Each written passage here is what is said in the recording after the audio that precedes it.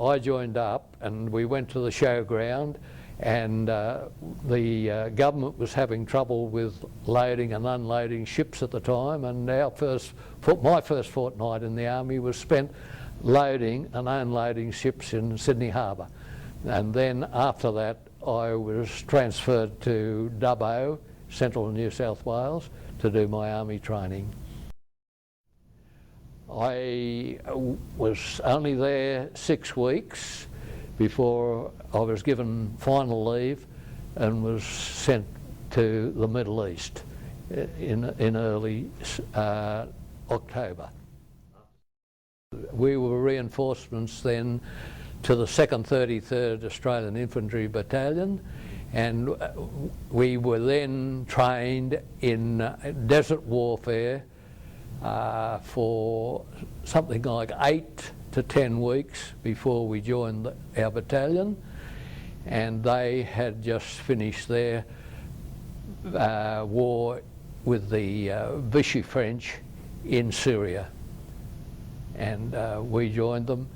We were at the understanding that the 7th Division was going to relieve the 9th Division at Tobruk, and next thing we knew was that that was off, and Australia troops in Malaya had been lost, and we didn't know where we were going. But next thing we knew, we were back at Port Chiffick Harbour, put on an American ship on where we were going we didn't know, and ended up in Colombo Harbour. We were there for a week before we were given the information that we were going back to Australia.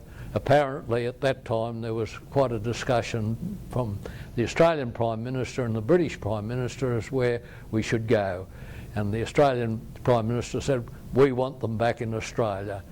And at that time, as we all know, or we know, that the Japanese were attacking Australia, they were attacking New Guinea, and the number of troops that were available to resist that attack were very, very small. And so we came back to Adelaide, and we were taken off the ship there, and were camped at Woodside in South Australia for and trained there still in open warfare, which we couldn't understand because what was happening in New Guinea was all jungle warfare. We were there for a given amount of time doing long route marches. We'd go out on a march, and we'd be marching for 24 hours. The aim was, they reckoned, to make us fit to withstand whatever we would face in the future. We were there for so many weeks before we were then taken from Woodside by train to Casino in New South Wales. We were there and set up a tent camp for a very short period of time before somewhere along the line the government had made a decision we have to put in what they call then the Brisbane line. And our brigade, 25 Brigade, was sent to, was taken by trucks to Caboolture, just north of Brisbane, and where we were digging in and building roads in case of attack by the Japanese. We as individual soldiers couldn't understand why, because knowing what the Japanese had done in Malaya, where they just, whenever they wanted to, they just went around where our troops were, landed, and cut all the troops off. And we could see that happening in Australia. Okay, if they wanted to take Sydney, they would have come into Sydney, taken it, and we'd have been up in Brisbane, nowhere doing making any contribution to the war effort at all. Well, after training there, doing combined operational training, that was ship to land. We were doing that with the British Navy, and most of it was done down on what we now know as the Gold Coast, and as we knew it then was all sand dunes. We were landing and off ships, climbing down the side of ships on rope ladders and dashing ashore. We did that for a number of weeks, and then next thing we knew, we were on a ship heading for Port Moresby.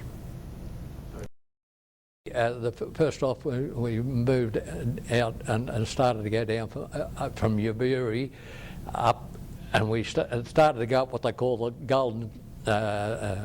Golden Staircase. Well, you'd put your foot down and you'd go into about 6 inches of mud, and we were doing this. We'd drive there at 6 o'clock in the afternoon. The Salvation Army had given us a cup of coffee, because that was a staging post for the wounded coming out, and our people, the Fuzzy Wuzzy Angels, delivering our people there and also taking our foodstuffs up the track.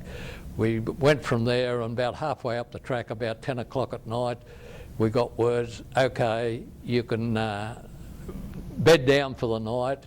And all night long there's rifle shots going. We didn't know where we were. The wounded were coming back. They said, you've got no hope against the Japanese.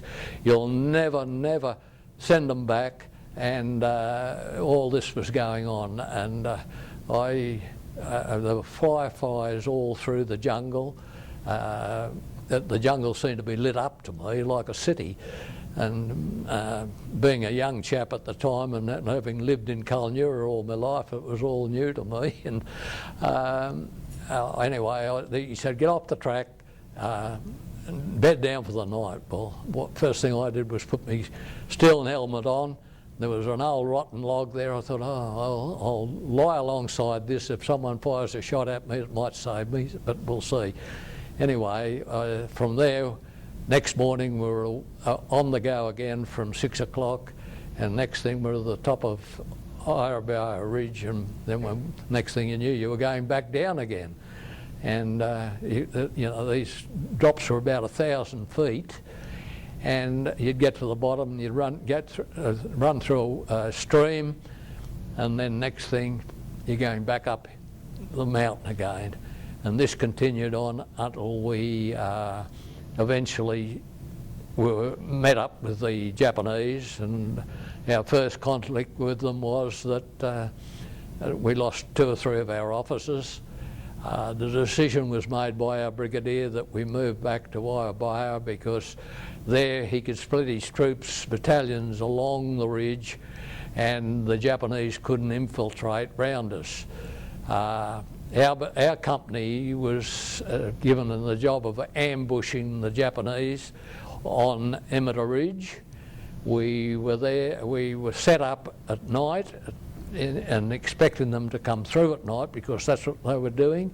They didn't come through till about 7:15 the next morning. There was a whole company of us, which is 130 men. We were astride the track, expecting them, once we hit them, for them to try and go around us, because they were getting close to Moresby and they thought they had Moresby.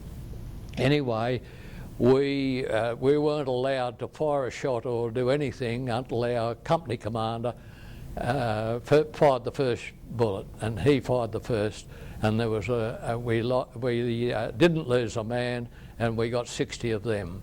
I know it's callous to say you did, but that was war. We then were withdrawn back to our position on the Iraboa Ridge, but they never came any further than that.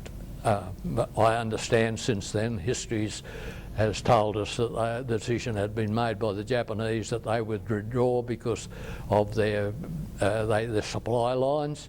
But we were the last company to hit the Japanese coming over the Kokoda track, and from then on they were pushed back. Malaria, dysentery and scrub typhus. Probably I got to Myola, and then the doc said, well, you're of no use to us now, we'll send you back. And after walking 4 days, I got back to a hospital at McDonald's Corner, where I was taken into the dysentery hospital first, I got over dysentery and malaria, and then I was still sick as a dog. They decided that there was more to it than that, and then they started to look over my body, and they found this lump on my arm, and from that they decided, oh yes, you've got scrub typhus. And so I went back to Moresby, where I couldn't eat anything for about, probably 8 weeks. All I could do was drink. I had a temperature all the time, and I fell away from when I went in to the Kokoda track. I was 13 stone, and when I came out of that hospital I was 7 stone. And then they sent me up to, after that they sent me up to a convalescent camp up on the range before we went down into the Kokoda track. Now that was only the end of that campaign. I got myself back on the road again. I served in the Leh Ramu Valley Shaggy Ridge campaign, and I also served in the Balikpapan campaign in Borneo. So I served in 3 campaigns here in the New Guinea Borneo campaign.